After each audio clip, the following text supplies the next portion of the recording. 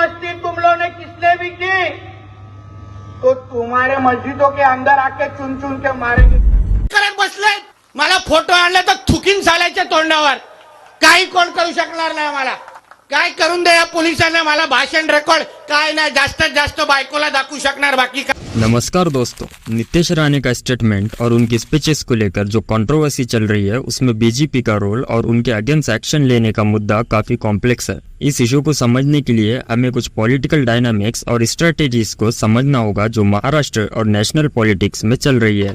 नीतीश राणे जो कि बीजेपी के एक एमएलए महाराष्ट्र से, उनके ऊपर अक्सर एलिगेशंस लगाया गया है कि वो अपनी स्पीचेस में कम्युनल लैंग्वेज यूज करते हैं, स्पेशली मुस्लिम और महाराष्ट्र पुलिस के अगेंस्ट। ये स्टेटमेंट अक्सर सोशल मीडिया और पब्लिक गैदरिंग में सुनने को मिलता है और इसकी वजह से काफी कंट्रोवर्सी भी होती है।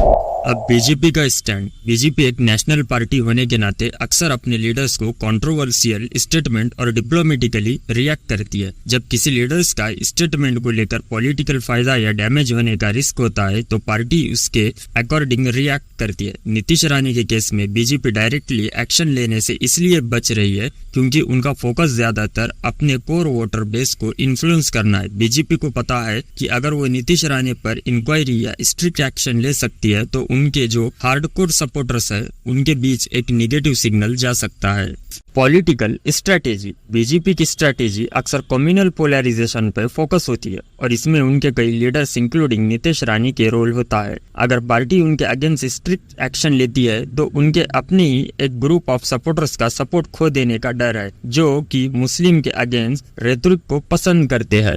लीगल एंगल, लीगल एक्शन या इंक्वायरी नहीं लेने का एक रीजन है। ये भी हो सकता है कि बीजेपी के पास इस वक्त अपने पॉलिटिकल ओपोनेंट से निपटने का एक और स्ट्रेटेजी है। वो अपने लीडर्स को केस को पोस्टपोन करके या न्यूट्रलाइज करके उनका यूज अपकमिंग इलेक्शन में करना चाहती है। इस स्ट्रेटेजी का एक पार्ट ये भी हो सकता है कि उनके लीडर्स को टारगेट करके पॉलिटिकल अटेंशन को दूसरी तरफ शिफ्ट किया जाए। ऑपोजिशन का reaction, opposition parties like Congress, NCP और शिवसेना यूबीटी ग्रुप ने अक्सर नीतीश राणे पर, उनके जैसे लीडर्स पर एक्शन लेने की डिमांड की है। उनका कहना है कि अगर बीजेपी सच में सेक्युलरिज्म में बिलीव करती है तो उन्हें अपने लीडर्स के ऐसे एक्शन के अगेंस्ट स्टैंड लेना चाहिए। क्या बीजेपी भी शामिल है? डायरेक्टली ये कहना मुश्किल है कि बीजेपी नीतीश राणे के स्टेटमेंट को सपोर्ट कर रही है या नहीं, लेकिन उनके खिलाफ इंक्वायरी ना करना इनडायरेक्टली उनका सपोर्ट दिखाया है। ये एक पॉलिटिकल मूव भी हो सकता है जिसमें बीजेपी अपने बेस वोटर्स को नाराज नहीं करना चाहती। नीतीश राणे के ऊपर इंक्वायरी ना होने का कोर रीजन पॉलिटिकल स्ट्रेटेजी और वोट बैंक को सिक्योर करना है। बीजेपी ये इंश्योर करना चाहती है कि किसी भी तरह से उनके लीडर्स के स्टेटमेंट से जो उनका हार्डकोर बेस है उस पर नेगेटिव इम्पैक्ट ना पड़े। पार्टी अपनी इमेज और स्ट्रेटेजी को धीरे धीरे एडजस्ट करती है और जब तक उनके लिए डैमेज कंट्रोल जरूरी नहीं हो जाता तब तक वो एक्शन लेने से बचेगी।